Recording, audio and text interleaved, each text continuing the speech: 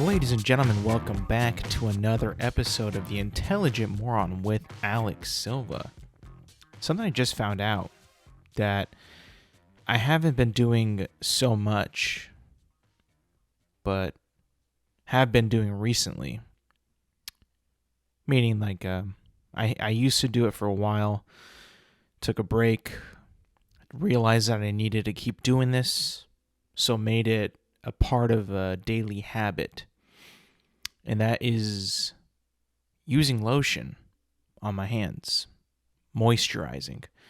I remember back when I was really young, I sort of started doing that because, I saw my parents would do it. Other people would do it. They tell me, you use lotion. I was like, why would I use lotion? They would say to make your skin soft. And I was thinking to myself, why does my skin need to be soft? It doesn't feel like anything. It just feels like skin. Why would I need my skin to be softer? I never really saw the point of it. So I never really did it, right? When I was younger. The older you get, more people, when they get older, they start to moisturize more, depending on what kind of, how their job goes, what they do during the day. It might, call for somebody to use more lotion. Well, since it's been pretty cold and it's been the winter time, my hands do get dry, and they get dry a lot. So what I've been doing is I've been starting to use lotion at night, before I go to bed. I don't really like using lotion during the day because it makes my hands oily, and not for the whole day, obviously, but for a good portion of the day, when I would use it during the day, it would just make it oily. My hands would be slippery. I wouldn't be able to grab stuff. It'd be kind of annoying. I wouldn't want to put it on because functionality would suffer just to moisturize my hands. And I'd be like, nah, I'm not going to do it. It's not worth my time. It's not worth having to have my hands pretty much immobile and not being able to use them for a little bit of part of the day. So I just kind of foregoed with it. Just, didn't even do it. And I was like, you know what? I'll just put it on when I go to bed. I'll put some lotion on and then just go to sleep. Maybe that will medicate my hands a little bit, at least a little bit, when I'm asleep. That way, 8 hours just moisturized, and that's it. And I've realized that that's actually been kind of a thing that has made my hands much more softer, much more hydrated, which is a good thing because, I was kind of fed up with the way that they looked. I mean, they get kind of cracky, in certain areas of my hands would get bad, worse than others, and it would be annoying. And it'd be like, you know what? My hands shouldn't look this bad. I should probably lotion them up a little bit. And you know what? It actually works.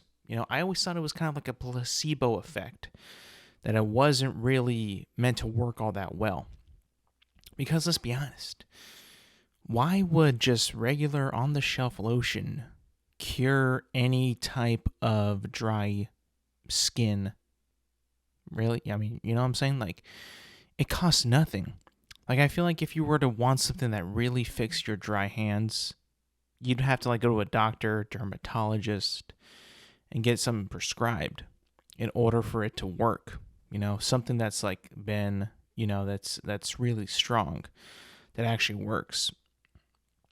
And I thought to myself, well, I don't have a critical condition or a medical condition with my hands. They're just dry and they crack sometimes because I also wash my hands pretty frequently, and apparently that also kind of helps out with drying them out.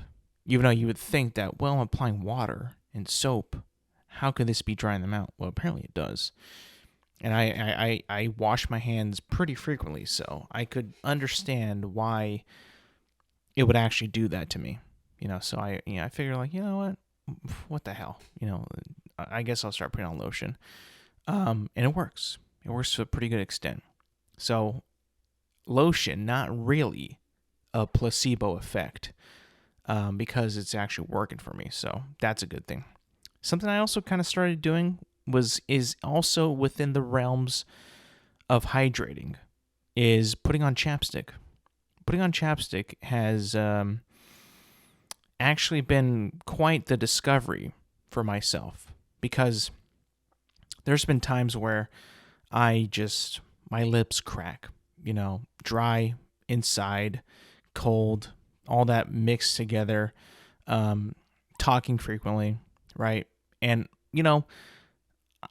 I knew for a fact that chapstick had to work, because what I was doing before didn't work whatsoever. And what I was doing before was licking my lips. And I knew 100% that licking your lips when they feel dry, it actually does worse for you than not licking. It's weird, because when you have dry lips, like you feel that you have really, really, really dry lips, that it's uncomfortable, that it's distracting, that it doesn't feel good. You don't want this feeling. Your natural instinct is to lick them, to put some moisture on them. Well, it's not a good thing. It actually makes them even drier in the long run, from experience. And it becomes like a thing that you have to keep doing, because they feel dry and you keep on licking them. And when you lick them, it just makes it even worse. It makes them irritated. They crack more. Sometimes I remember when I was a kid, like, it would get so bad that the outline of my lips would be like red and it would be gross. Other kids had that too. Like, whoa, what the hell's going on? Like, you gotta stop licking your lips. Like, this is getting bad. I don't think that mine got to that bad where it was like so much of my lips was like red. But there was definitely times, like, when you're growing up, you're like, oh, and it's cold out. It's usually, again, when it's chilly outside, because, I just feel like whenever it's cold out, it just, there's not as much moisture in the air, right? And the cold kind of makes it feel drier. That's what I've always kind of, felt like occurs, that's just kind of like the time period of the year when that really happens to me, is when I get chapped lips, is when it's cold outside. But actually, you know what? Now that I've been using chapstick for about, like, I don't know, a month solid now, pretty much every day, I've noticed that my lips feel softer. They don't feel as rugged and as dry as they used to be. Even when I wasn't really having dry lips, like, and when they didn't feel dry, they just feel softer now. Like, they don't feel like as rough as they used to be. Which I guess, in a way, is a win-win, because, for one, my lips are softer. Also, I have like a pretty decent chapstick where it has like a little bit of SPF in it, so like I could potentially avoid sunburn on my lips. Now, there hasn't been much sun in these past few weeks, but come summertime, when there will be sun, I could use that and make sure that my lips don't get sunburned.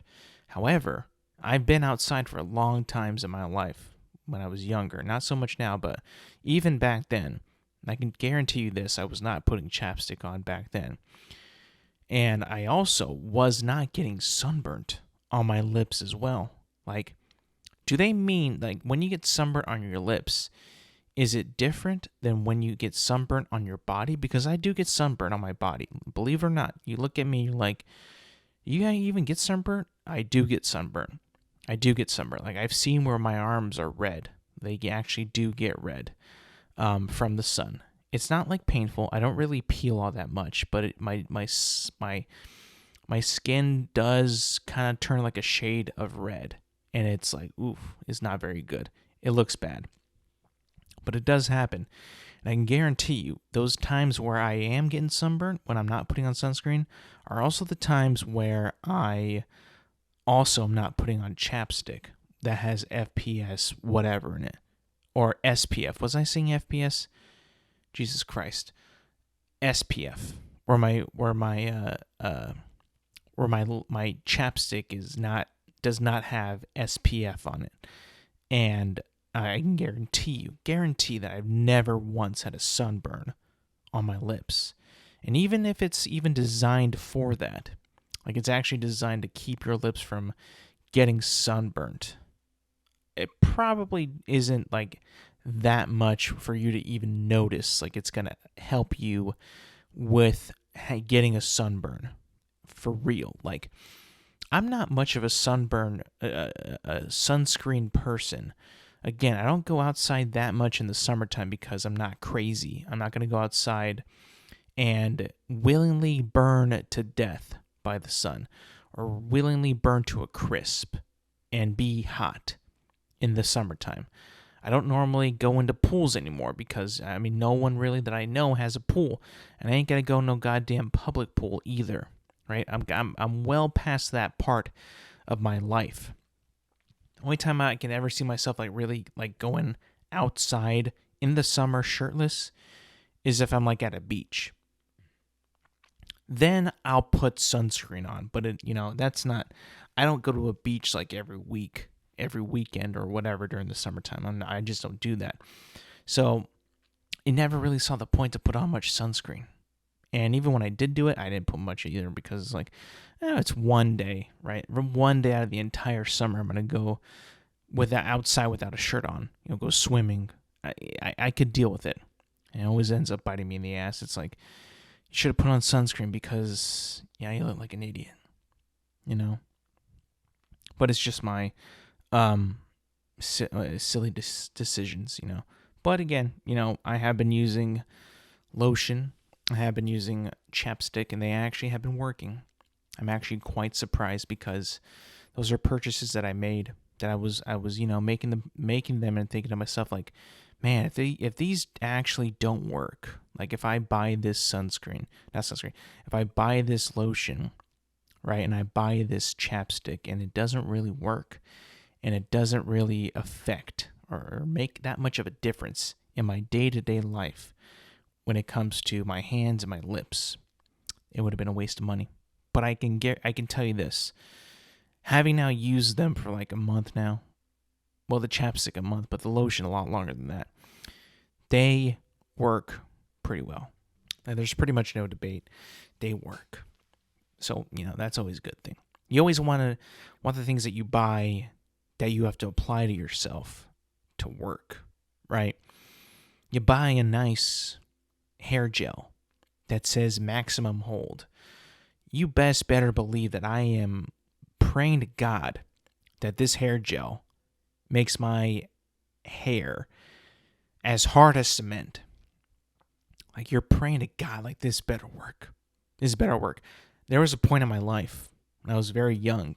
It's now become another part of my daily routine that actually I have, purchased this product because I had an issue.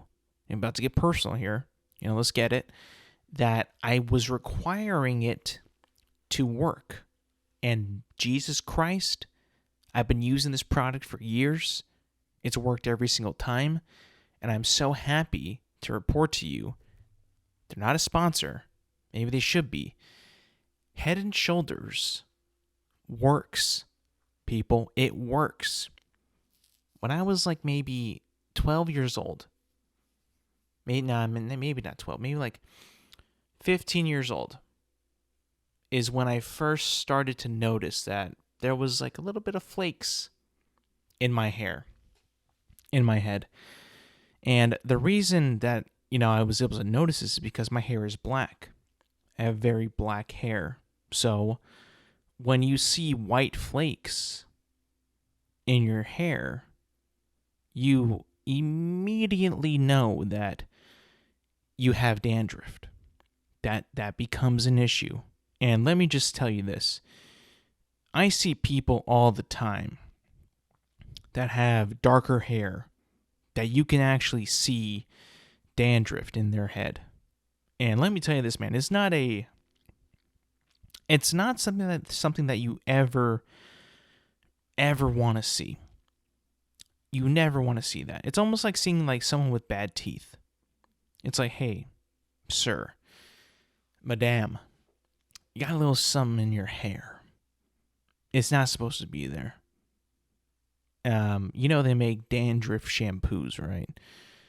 Maybe you should invest in one of those because it looks like you got, crumbs in your hair, flakes in your hair. It looks like you just got, like if you shake your head, you're going to have it's going to be snowing out here. All right, just maybe take care of that. And I'm not saying this to be mean. I'm saying this to better yourself. You know why? Because I did. I noticed that there was a problem. And it was pointed out to me when I was a very young boy that I had dandruff in my hair. That it was a problem. It was not going away. No matter how hard I would wash my hair. And I would even notice that, sometimes when you comb it, you can kind of see it lift up. And I was thinking to myself like, why does this happen? How come this is happening to me? Is it the soap that I use? The conditioner? I kind of think that it might be, I was thinking to myself like, maybe it is that because I'm not a filthy animal. I take a shower every single day at this point. I wash my hair every day at this point. I condition my hair every single day at this point.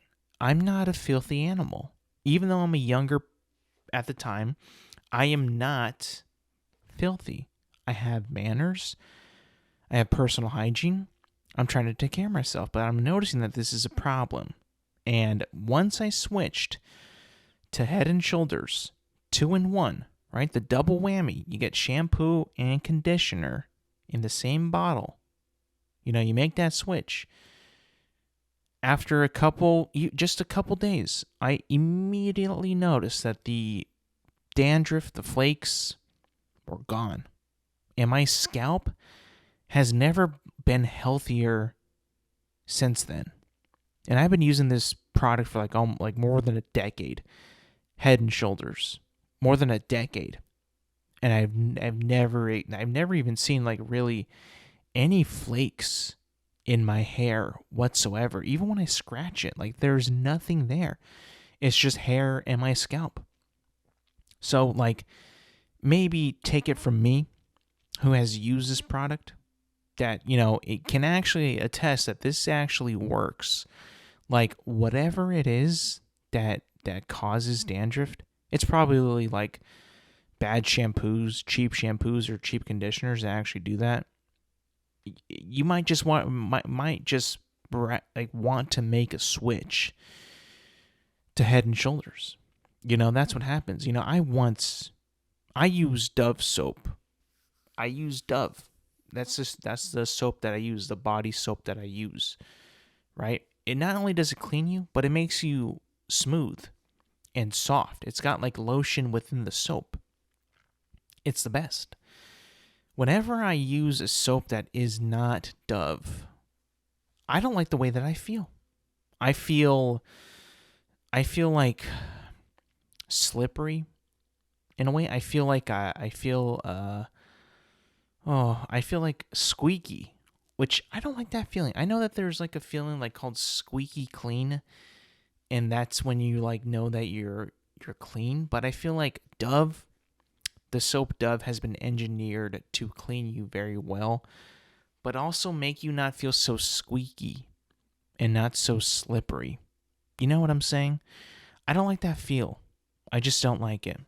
And it's with every other soap that doesn't have a lotion in it, which is I don't know, the Irish one, the green one.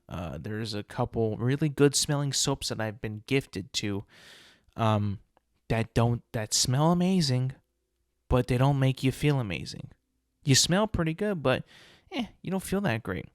And don't even get me started on Old Spice body wash. Holy hell. That might be the worst one ever. Not only does that shit not smell or not feel clean after you use it, in my experience, but let me tell you this. For some reason, whenever I would use it to clean myself, my face would almost be peeling. I don't know what it was, what is in it, or what they put in it, but or maybe it's my CM, maybe it's a reaction that I have to it personally. It might be, I don't know, but it makes my face, my skin on my face just start to peel, and it's not a good look. It looks weird, and it's like, whoa, what the hell is happening to me? And as soon as I went back to Dove soap, that went away. It just went right away, like it wasn't even there. It went away, and that was it. That was when I realized that, oh, okay, I can't use anything but Dove. Like, if I use anything else, I'm not either going to feel squeaky, which I don't like, smell good, but not feel clean, or my face is going to be peeling. And I decided at that moment, you're like, nope, you know what? No more. It's done. I'm over it. I can't do it no more. Yeah. So I was like, I just have, at that point, got to put it all away. Just put it away. Just stop using it. And it's never really, it's not a problem. You just make it a habit to get the things that that work, right? Everyone has that. Everyone has their brand of soap, their brand of toothpaste, their brand of gel, pomade, body wash, deodorant. I used to be a stick boy. I used to apply it by the stick, solid or gel. And now I use spray. Now I use spray on. I don't even know if it works better. I feel like it does, but that's what I use. I use a spray on deodorant. I got it one time. I was like, hey, I've seen people use this in movies and stuff. And I never really used it myself, but let me give it a shot. And it works perfectly fine. Now, I know that there's a lot of aluminum in deodorant. I mean, that's how it gets you to not stink. Unfortunately, that's just how it works. But I don't really know if I would trust the natural deodorants out there, because I feel like the aluminum that's in deodorant now is the one thing that prevents you from smelling like BO all day. So am I going to risk my life putting aluminum all over my armpits to smell decent? I mean, I guess so. There's nothing else for me to use. I don't want to go through some kind of surgery to make it so I never, ever sweat there. That would be weird. There are surgeries out there. I think that people can actually do like some kind of weird ass Botox or some kind of like injection that you could like essentially plug your pores that produce sweat down there. It's insane. And you know what? I think sweat is kind of bullshit. If you think about it, sweating is kind of silly.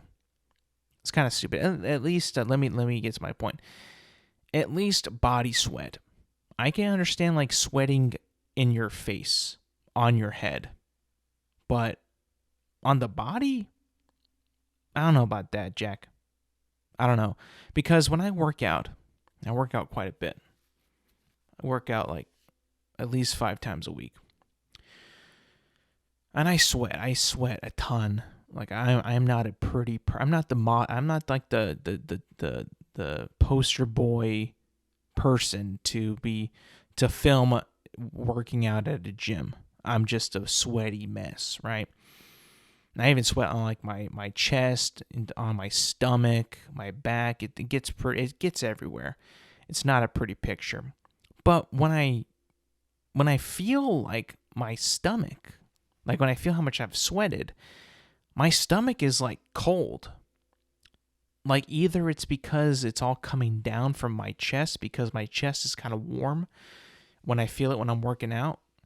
My head is, of course, going to be blazing hot, but my chest is warm. It just must mean that it's just running all the way down because my stomach is usually ice cold because I work out in a gym. I'm not getting like direct sunlight, but I'm still working out. I'm still putting in an effort, still breaking a sweat. I feel like sometimes you sweat in places that don't need to be you don't even need to sweat. Like the stomach, the back. Like, come on, the lower back, get the hell out of here.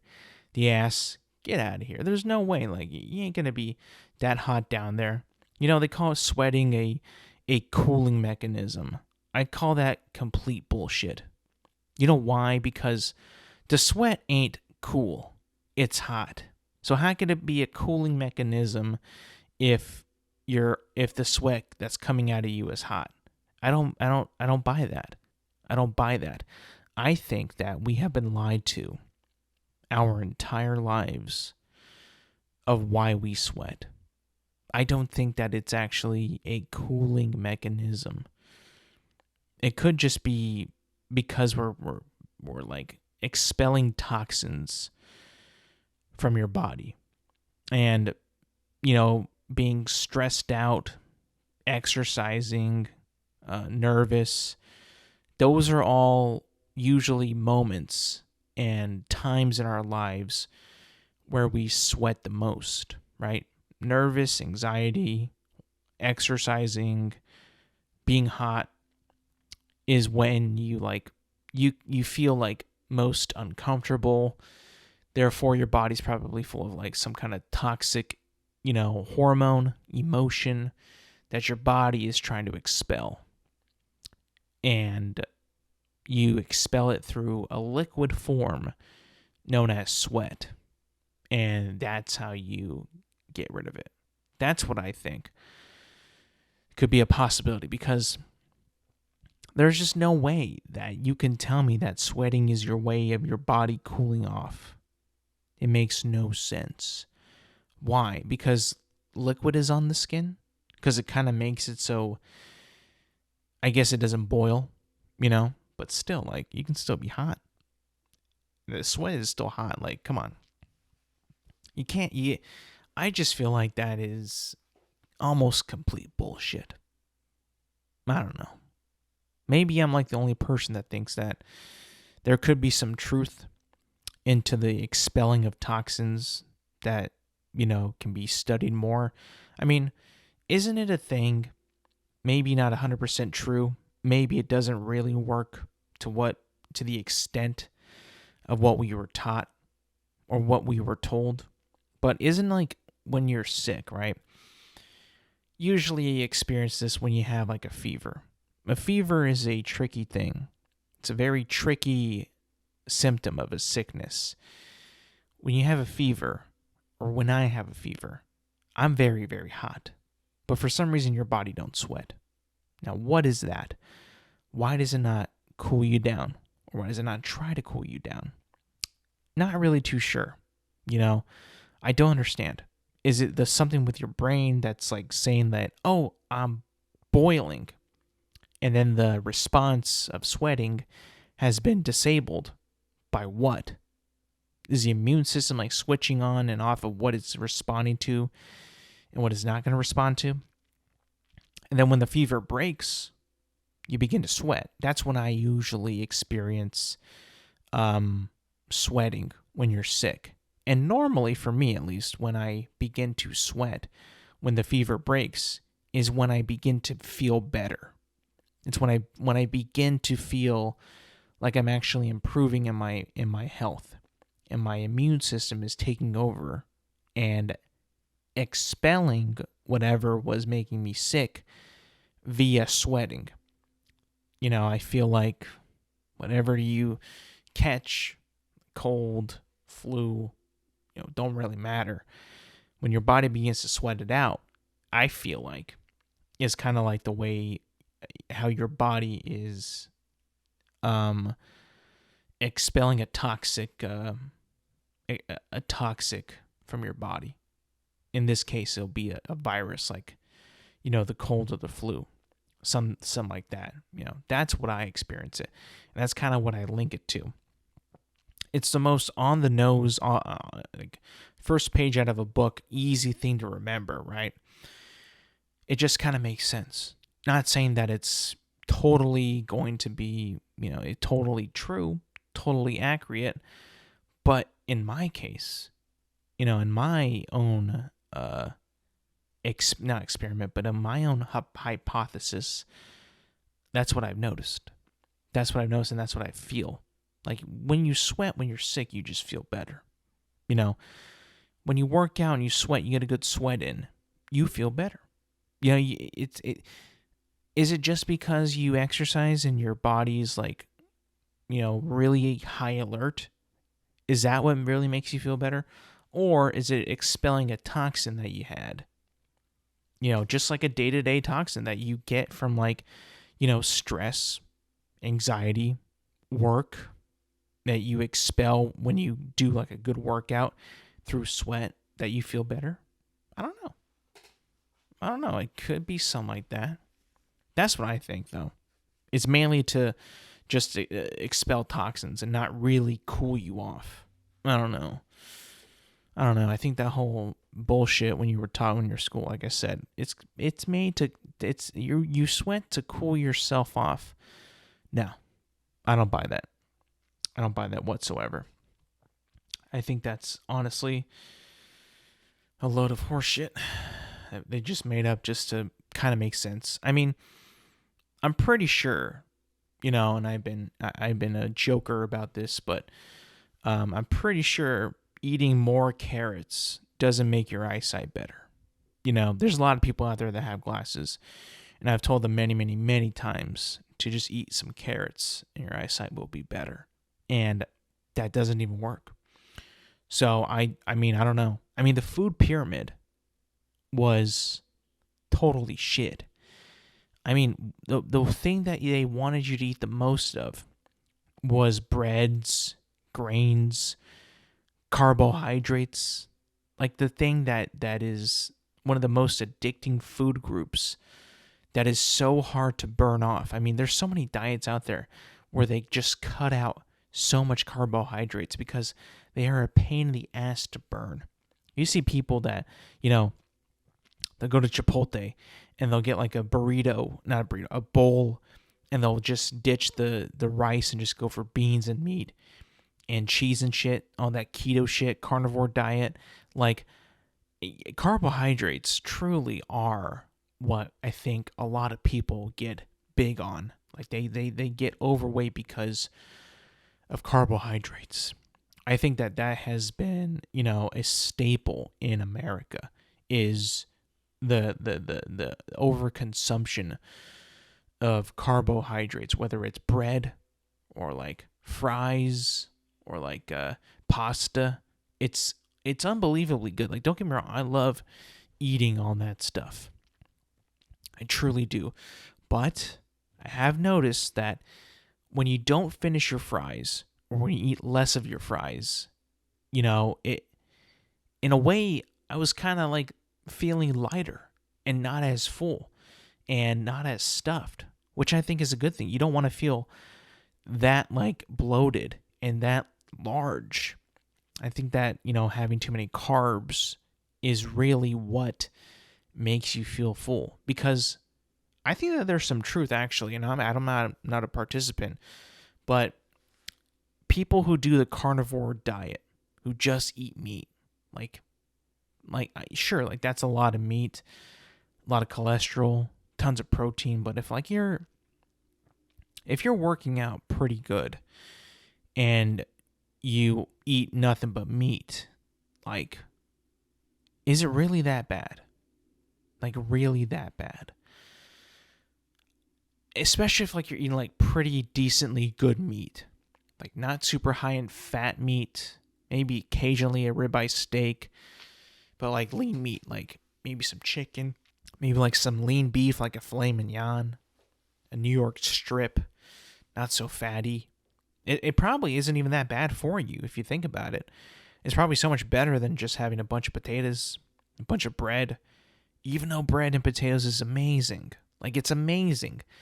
I think that it's so much easier for me and you, people, human beings, to eat more carbohydrates and starch than it is meat. If you think about it, right? Pretty much every time you eat like meat or something that require, like, is just like, an animal product of meat, we always have like a carbohydrate to pair it with. Meat and potatoes, hamburger, hot dog, all have meat with it. Burger and fries, right? It all has carbohydrates plus meat. So many people eat more of their French fries than they do of their burger. Maybe it's the other way around as well, but I feel like some people just like the fries more. Like if they had to pick one or the other, they would probably pick the fries, and that's just because of the addictiveness of the carbohydrates. I think, it's more of a satisfying item to eat. It's more of a satisfying thing to eat for you and for what your body needs and what your body craves. It's almost like eating sugar, right? Sugar, you just want to keep eating more and more and more. Same with like bread. Oh my God, I can't tell you how many times that I've gone to like Texas Roadhouse or Red Lobster where all you do is eat the bread. Just eat the bread. It's so addictive. But that's the thing. The most addictive thing, like bread and like sugar, is what's worse for your body. And the meat. Let's be honest, I love meat. But you're not really addicted to meat.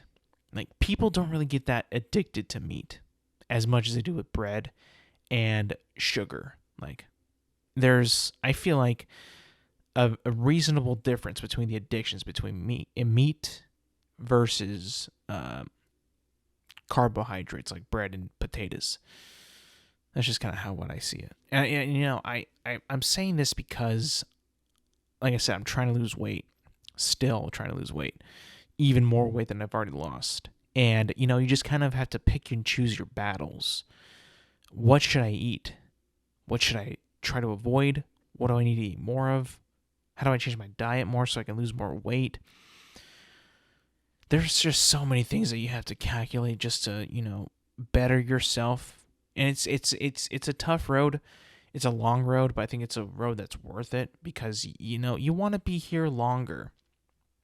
You want to be here longer to experience more things and to experience them in a nice, mobile, like good feeling way. You don't want to be a fat piece of shit that can't do anything, right? To, eat so much that you become immobile, right? That's like one of the worst things that could possibly happen to you, right?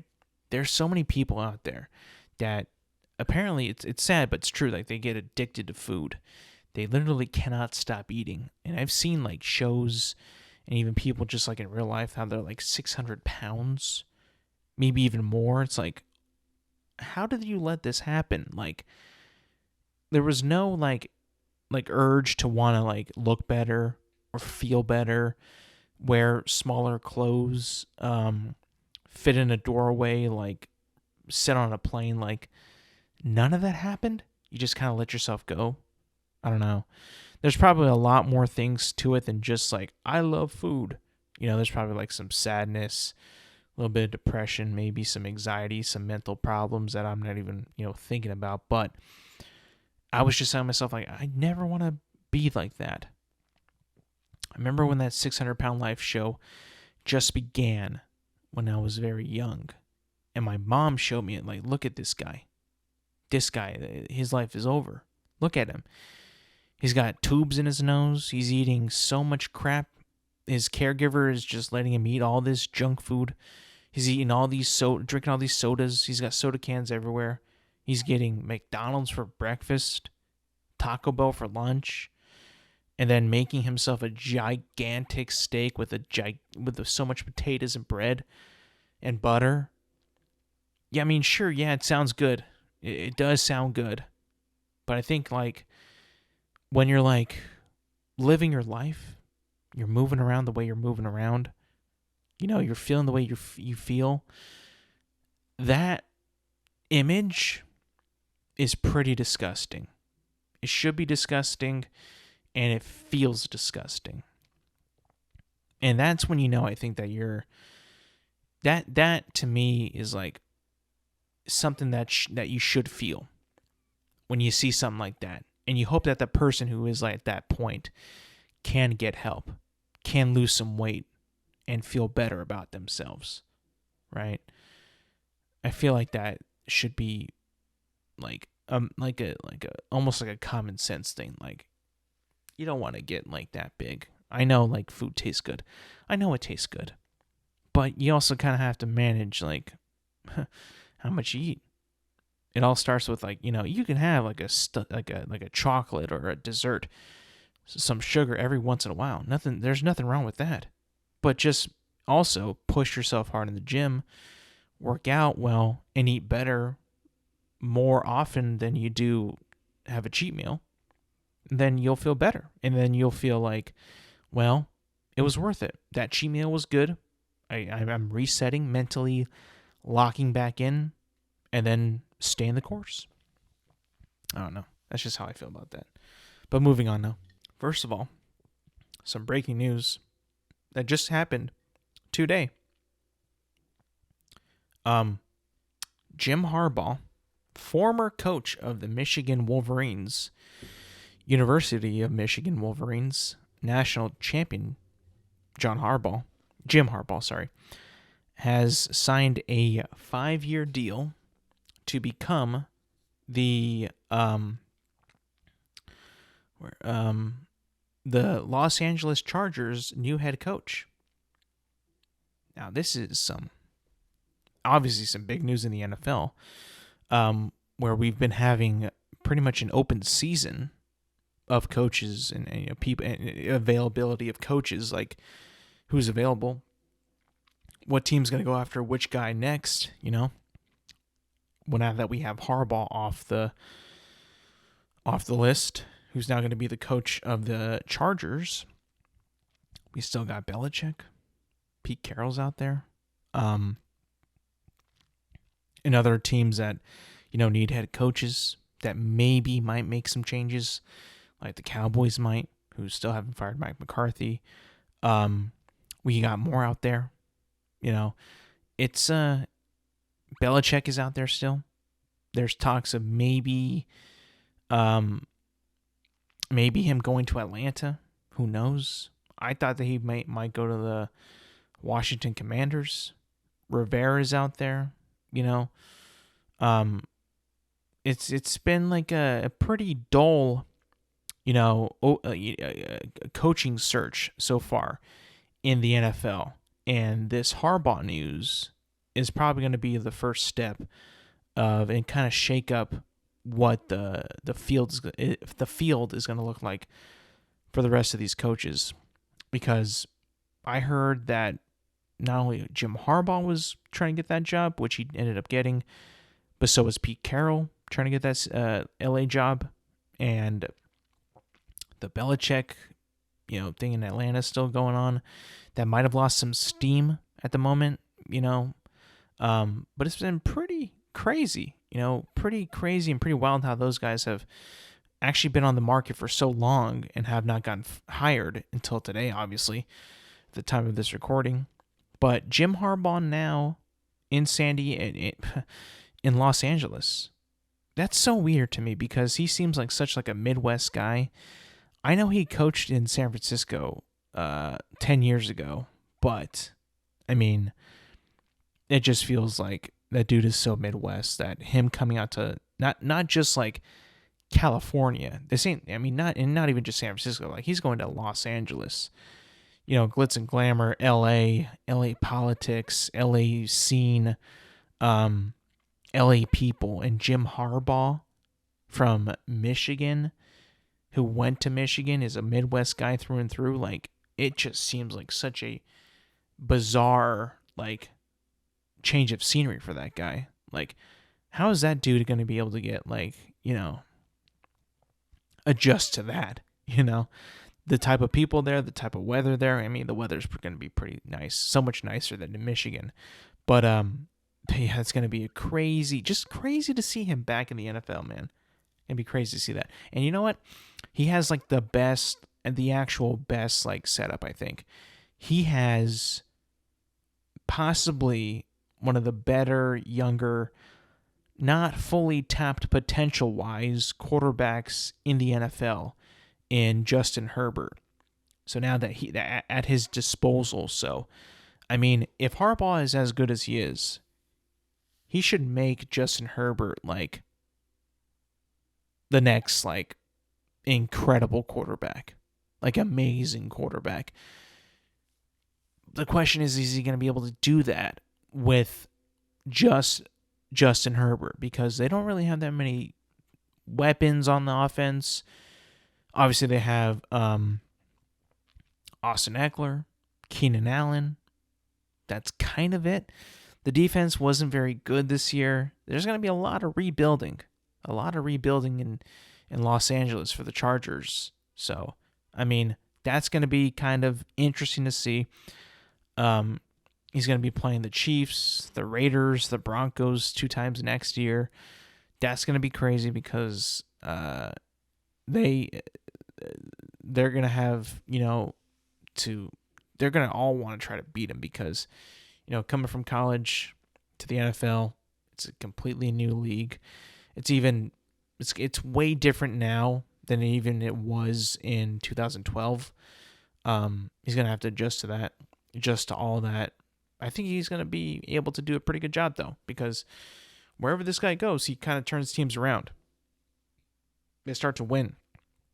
I know it took Michigan a while to get to the mountaintop, but, they did end up winning that national championship. So putting them, number 1 in college football. So he's got to cut out for him, but he's got the tools to do it, I think. That one tool, at least one tool, and that is Justin Herbert. So yeah, that's the biggest coaching news that we got so far. Obviously, Antonio Pierce has also re-signed or signed a contract to become the Raiders head coach, which many people like. But we also have to recap what happened in Divisional weekend because there were some pretty good games. There was a dud, but there was some pretty good games that transpired this weekend. The first one was Ravens beating the Texans 34-10.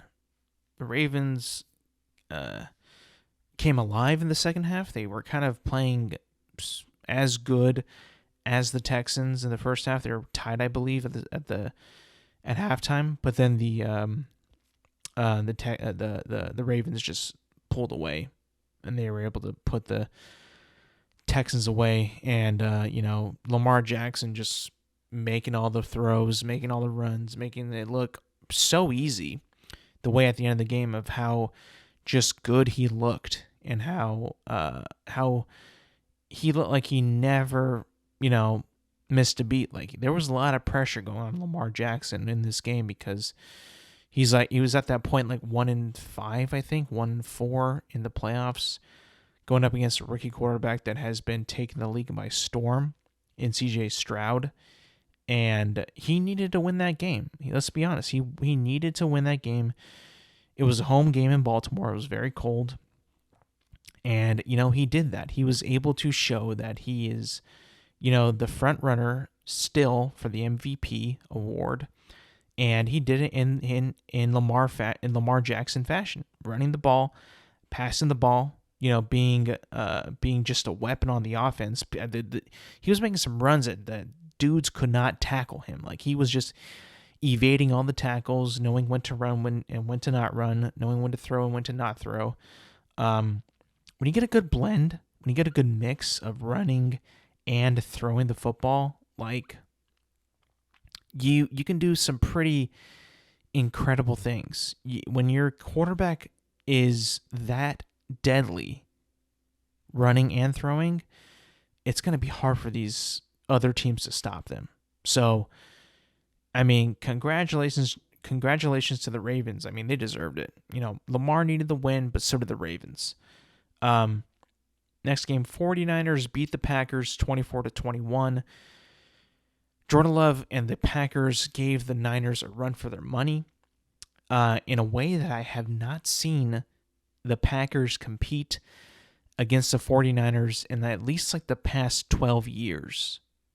Like, as far as I can remember, for the past like 10 to 12 years, the 49ers have owned the Packers in San Francisco, in Santa Clara, in Green Bay.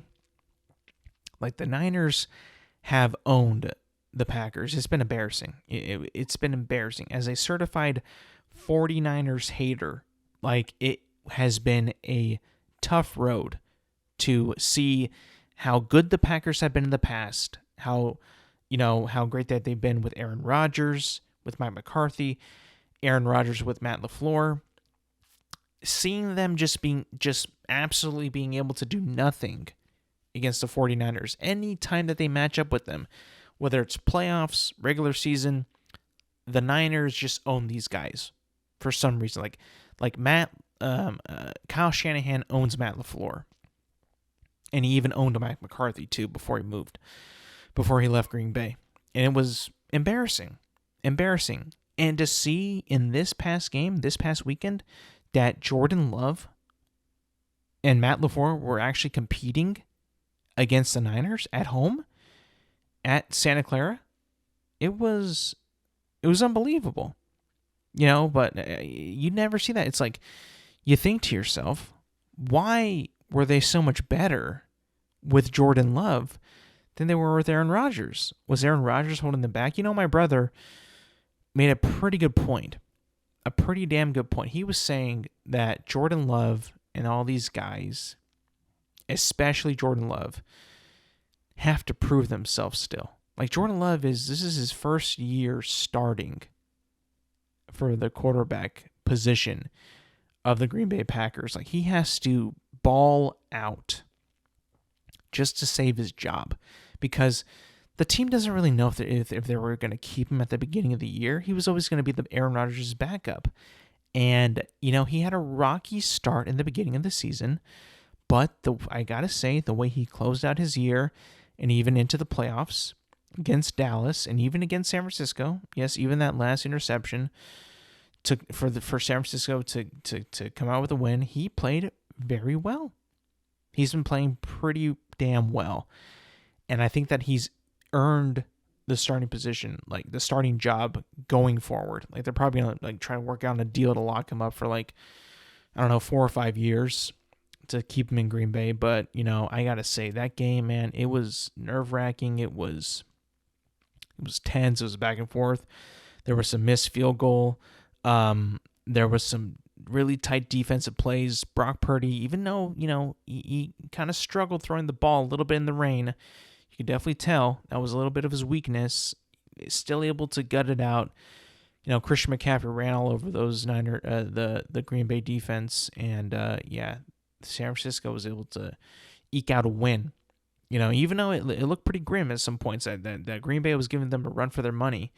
San Francisco was able to hold on, and win that game. Lions beat the Buccaneers 31-23. The Buccaneers were hanging around for a while, but the Lions were able to come up with a game-ending interception and pretty much ruin Baker Mayfield's run.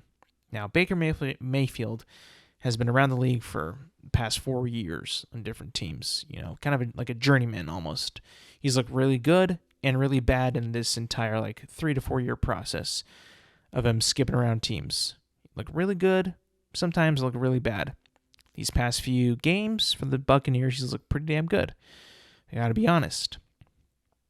But the Lions, they're at home. They had all the emotion, all the momentum. They were able to intercept Baker in the last play of the game to turn over the ball for them to just, win like that.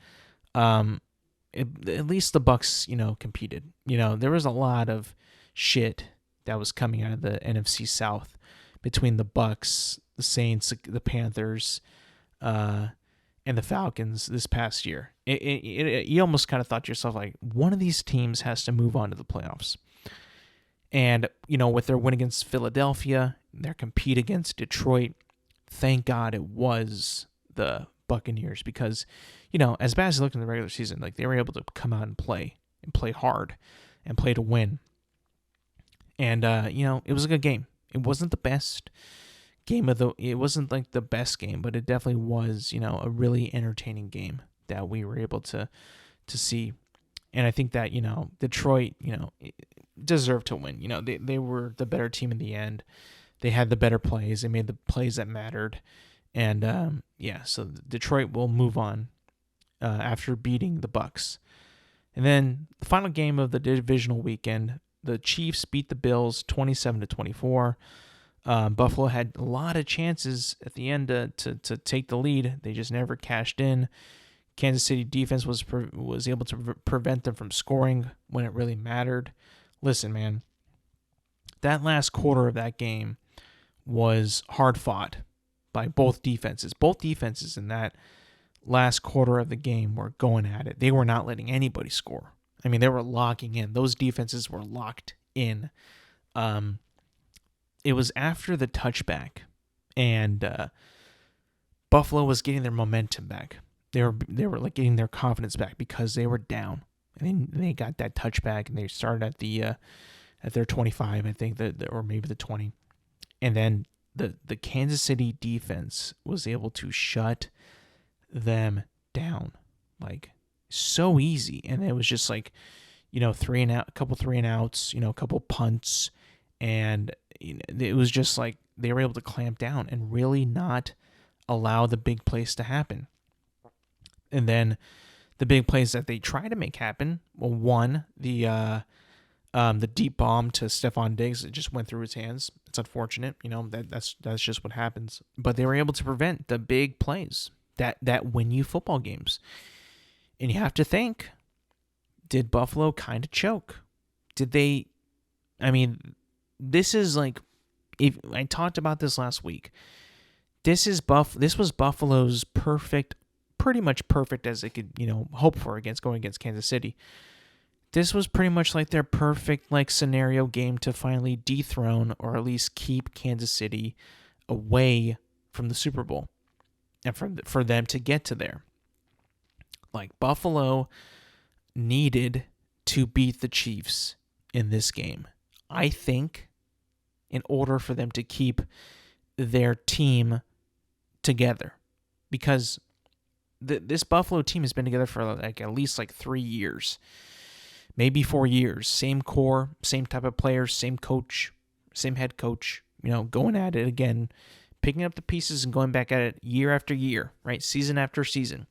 And these guys, these Kansas City Chiefs, are still like the ones to keep them away from sniffing the Super Bowl.